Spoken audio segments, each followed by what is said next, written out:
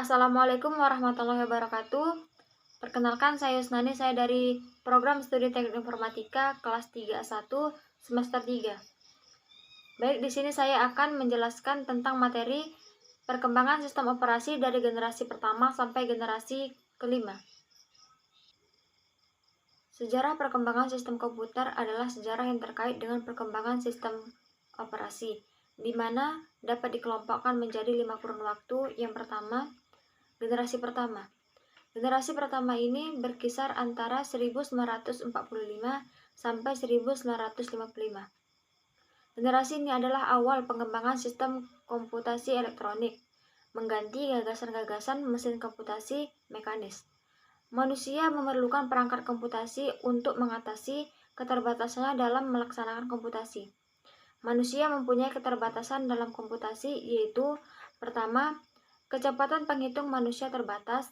Yang kedua, yaitu manusia sangat mudah membuat kekeliruan. Upaya manusia untuk meningkatkan kemampuan komputasinya sudah dimulai sejak awal peradaban manusia, mulai dari merekam dengan tumpukan batu, potongan batang, sempoa, serta cara-cara mekanis seperti mesin hitung hasil pekerjaan Blaise Pascal.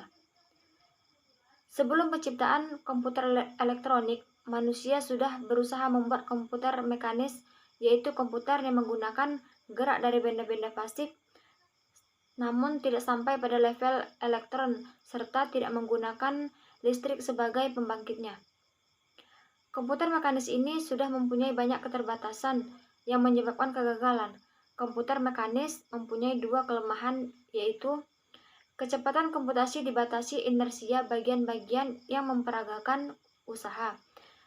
Kemudian, transmisi informasi alat-alat mekanis tak praktis, susah dipakai, serta tidak andal.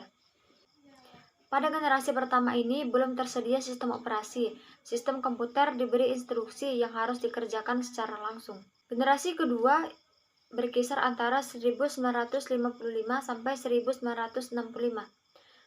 Komputer generasi kedua ini adalah batch processing system. Batch processing system, tugas-tugas dikumpulkan di dalam suatu rangkaian, kemudian dieksekusi secara berurutan.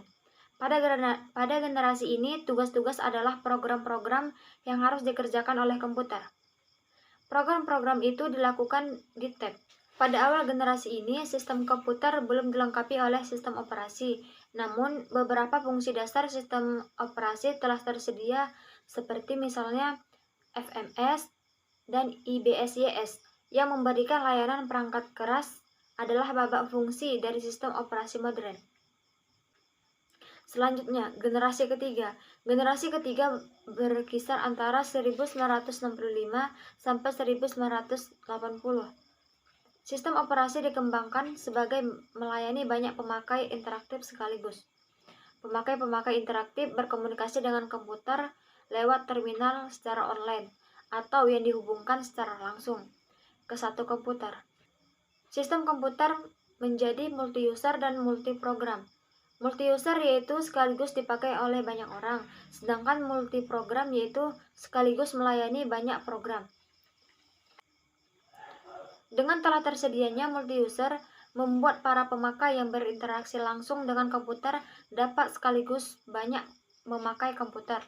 Tetapi di satu babak, komputer harus menanggapi permintaan-permintaan pemakai secara cepat atau bahkan menyebabkan produktivitas pemakai menurun. Sebagai keutuhan itu dikembangkan time sharing. Time sharing adalah varian dari multiprogram, yakni tiap pemakai satu terminal, pemroses hanya memberi pelayanan pada pemakai-pemakai aktif dengan bergantian secara cepat. Pemakai-pemakai itu akan merasa dilayani secara terus-menerus. Generasi keempat. Generasi keempat ini berkisar antara 1980 sampai 2000-an.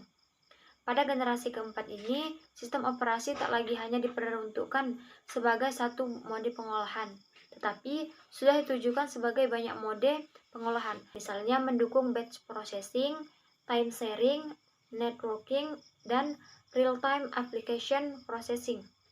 Hanya hard real-time application sulit disatukan dengan mode-mode pengolahan yang lainnya karena berisiko tinggi.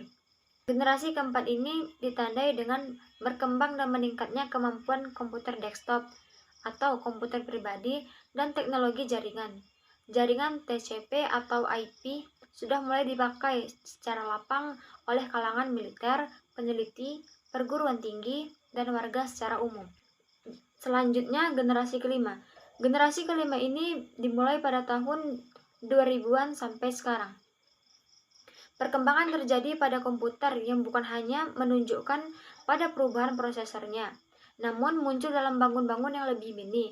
Dalam bangun-bangun chip mikro, terintegrasi dengan peralatan hidup sehari-hari.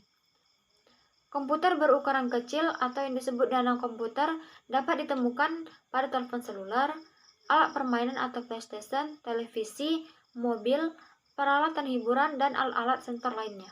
Itulah penjelasan tentang materi perkembangan sistem operasi komputer dari generasi pertama sampai generasi kelima. Sekian dan terima kasih. Assalamualaikum warahmatullahi wabarakatuh.